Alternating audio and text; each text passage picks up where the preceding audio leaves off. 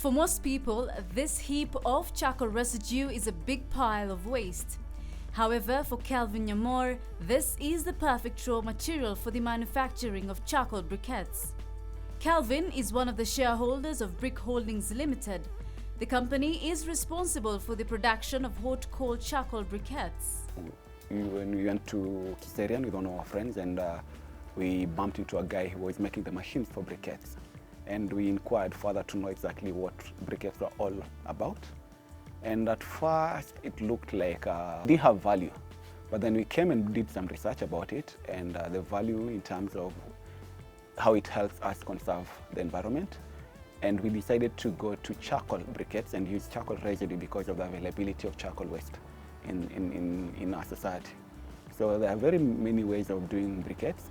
You can use sawdust, you can use waste from maize, coffee, pineapple. But for us, we decided to specialize on charcoal dust. Brick Holdings Limited was established in 2015. Since then, the company has had consistent clients in various schools, kiosks, individual homes and hotels. The shareholders of the company would be overwhelmed by the reaction that their product would generate. However, being new in the industry, the budding entrepreneurs would encounter some challenges. Coming and dealing with briquettes, something that I didn't know about, and I didn't go for formal training on how to make briquette. That was a challenge, to get the right quality and the right mixer. And even when I first got my first employee, just to train them and to have that consistency of the product, that was a very big challenge for us, but we've managed to overcome it with time because of practice. The second challenge that we have as a company and with our product is actually on the distribution network. You know, we've had clients calling all the way from Mombasa, from Kitale, and as far as Mandera. But now the challenge is to get that product to them while still being economical to their pockets. The charcoal briquette was first invented and patented by Ellsworth Zwoyer of Pennsylvania in 1897. It was produced by the Zwoyer Fuel Company.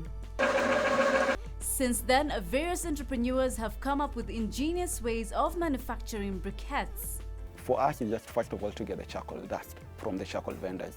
Once we have it in our place, the first process we take it is to actually sieve it, to ensure we remove any metallic or stones, anything that can harm the briquettes or bring impurities to the briquettes. Once we sieve it, then we let it dry, after which now we will mix it with a binder and water.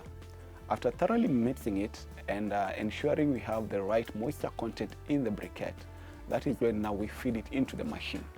And then the machine now compresses it into the design we want, after which now we dry it on our drying beds, which will take probably 2 days with good sun, and it will be ready to be used in our jikos.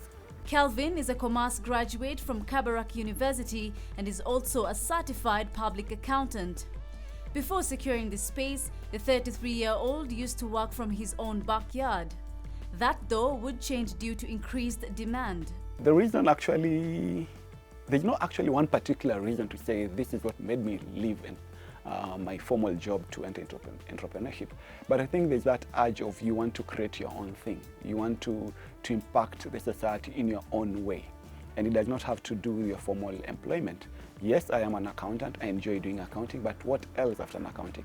In terms of the entrepreneurship helps me to first and foremost to solve a problem in the society, and this aspect is we are bringing a cleaner energy in the market.